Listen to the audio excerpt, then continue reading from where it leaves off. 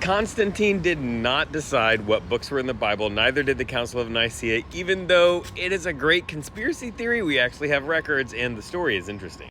Hi, I'm Jeremy. I'm a deep skeptic, also a pastor. Don't get me wrong, I'm a huge fan of the Da Vinci Code, of Dan Brown, actually of all Dan Brown's books, but this one piece is one of the things that he just is part of him making fiction. It's a really great thing to make up and say that Constantine decided the books that were in the Bible, but that's just not the case. But I'll tell you, the creation of the Bible, man, that is interesting. So it all starts with people just writing stuff down, like letters, stories about Jesus, all of that kind of stuff, and passing it around from place to place as the movement gets growing.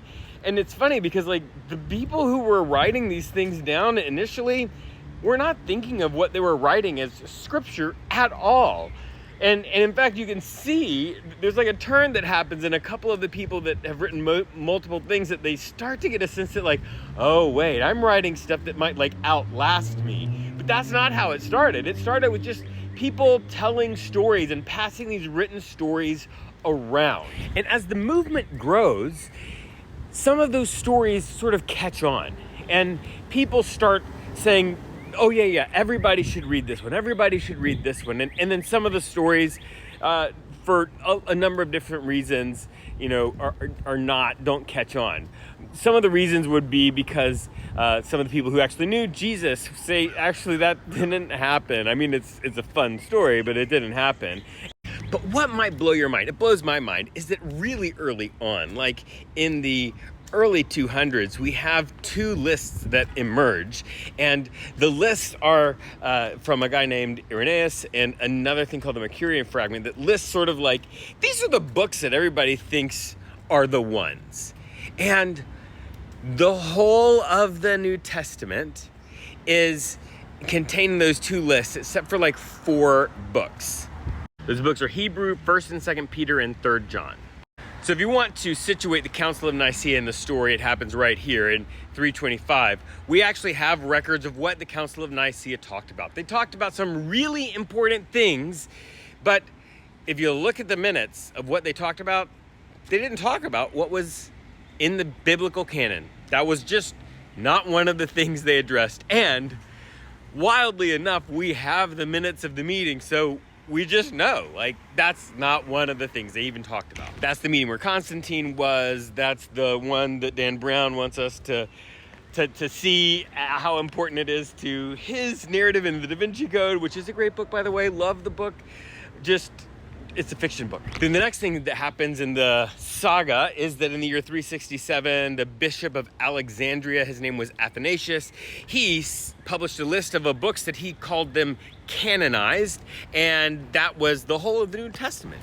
Though that bishop called them canonized, the canon still wasn't officially closed. No one had said, it's closed, it's over, we're not thinking about this anymore. In fact, there were more councils to be had. So Augustine had a couple of councils of Carthage in 397 and 4.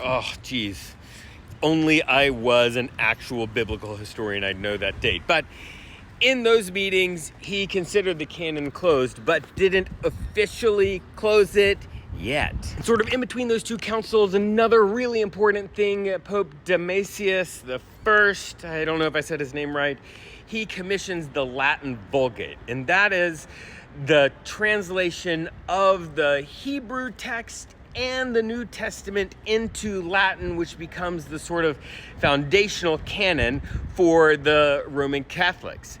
And that happens by him. He has Jerome do that. Great name, by the way, Jerome. And that's another piece of the puzzle. Again, still not closed. The final closing of the canon doesn't come until 1546 in the Council of Trent. They're the ones that officially say, okay, we have debated and discussed all of this for 1,500 years, and now we are ready to say it's done, it's closed.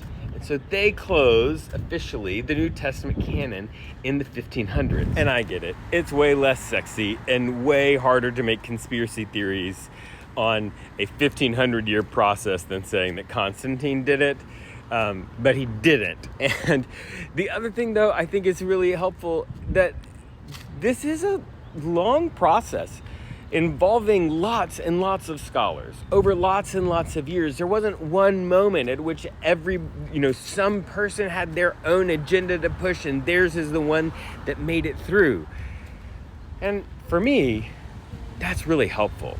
It's helpful because I feel like I can trust a long process with lots of scholars over a short process with one ruler.